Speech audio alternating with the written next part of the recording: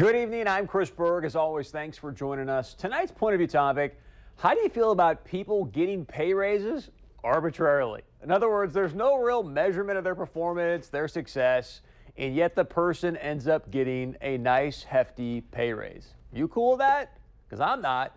But essentially, that is what is happening right now. Some of the highest paid public employees in North Dakota. Earlier today, I had a chance to sit down and visit with the interim North Dakota University Chancellor Larry Skogen about this topic. Well, first let me correct you. I didn't vote at all. I was just there as the chancellor. There was a committee made up from members of the higher board committee that Carrie Reichert and Dwayne Espegard from the State Board of Higher Ed, they were actually the committee that did it. They elected to give raises 3 to 5%, and it's really based more on a matrix that they have that the state board adopted a couple years ago that really evaluates where a president's salary is compared to the range that has been approved by the board. So what they did is they basically said that all the presidents performed equally, and then the next thing they did is they took a look at where they were within those ranges. So that was really the whole metrics that was used, is where they were on that range. Now, I realize you didn't vote for it, obviously, but you did suggest it as the chancellor, if at least that's what was reported. And I guess my question is, you talked about performance inside this metrics. My question for you is, so what's the measurement? What are the metrics you're looking at to determine a raise? Because you look at most jobs today, it's like, okay, guy went out and made a lot of sales, or he's bringing in this much revenue, or there's something to say, hey, this gentleman, this person deserves a raise, where it seems like this is much more arbitrary and we're putting $900 million into higher ed. I think there needs to be some sort of concrete measurement to say, yeah, you guys deserve this or you don't. Yeah, well, let me answer that in two ways. Number one is that the higher education in the state of North Dakota, despite all the negative press that we've had lately, we've had a very tumultuous year. I think everybody can agree to that.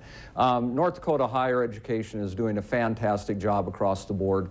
We just had the president of one of the Western regional education groups that was here, and he briefed the interim committee on higher education, and he showed how in the state of North Dakota we ranked number 1 or number 2. I think the lowest ranking we had was 8th of all the other states in our productivity and in our graduates and all the things that really count. So number one is higher education is doing fantastic in the state of North Dakota. And despite what we've seen in the press over the last year and much of the conflict that has ensued, the institutions have been doing a fantastic job. So you say, well, are they doing a good job? Yeah, when you measure us against national metrics, we're doing a fantastic job. And so that certainly was paramount in the decision that the committee made. So you talked about important measurements. Would you agree that graduation rates are an important measurement as well? Well, here's the problem with graduation rates, is because we have really an antiquated system to measure graduation rates. The National Department of Education measures graduation rates, and a lot of people don't understand this statistic. All that's measured is a first-time student. So a freshman that comes into a college and enrolls at a college, if that student doesn't complete within 4 or 6 years, then that counts against that institution. So let's take a 2-year college like Bismarck State. Many of our students come to us for 1 year, and then they transfer on to NDSU or UND or Minot or Dickinson, wherever they want to go. And that is counted against us because they came in first-time, full-time student to Bismarck State, and after 1 year they left. So this very antiquated system is called IPEDS that the federal government uses to measure is not a good measurement. And there's really a movement in higher education to reform that.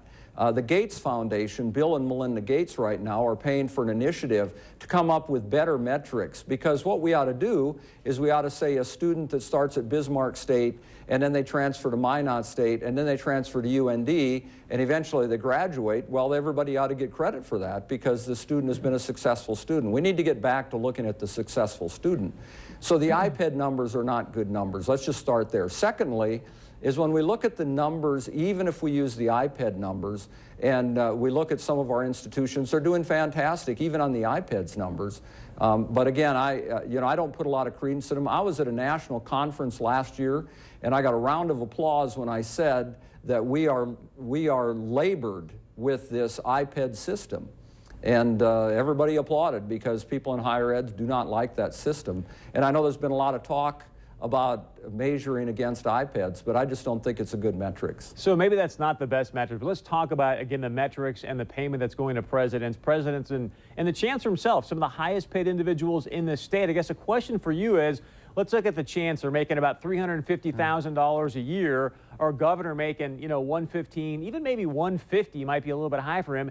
Tell me how a chancellor of the higher ed system provides more value to the state, $200,000 more, than the governor. Well, to begin with, I'm not making $350,000 as acting chancellor. Okay, But explain that to me. My predecessor was making that kind of. Right, I'm asking you to explain it to the taxpayers so we can feel good about that investment. Going, hey, now I see how they're adding more value to the state than a governor. Well, that's not a fair way to ask the question, but let me just respond to it this way. If we want to be number one in education in the nation, and that's pretty much our goal in North Dakota, we've stated that time and time again. The state board has said that. In fact, the North Dakota Chamber is right now saying, one of the goals is to be number one in the nation in education. It means that we're going to have to be competitive in attracting the talent that we need here in the state to make that happen.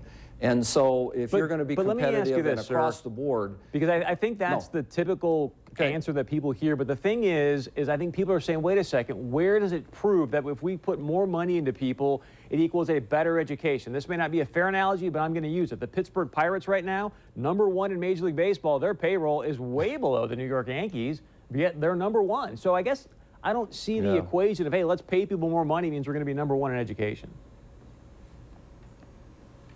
Well, I didn't say that you pay more money, you get to be #1 in education. What I was saying is that our goal is to be #1 in education. That means that we have to compete on a national scale for individuals to come in and to assume the leadership positions in our institutions as well as our system.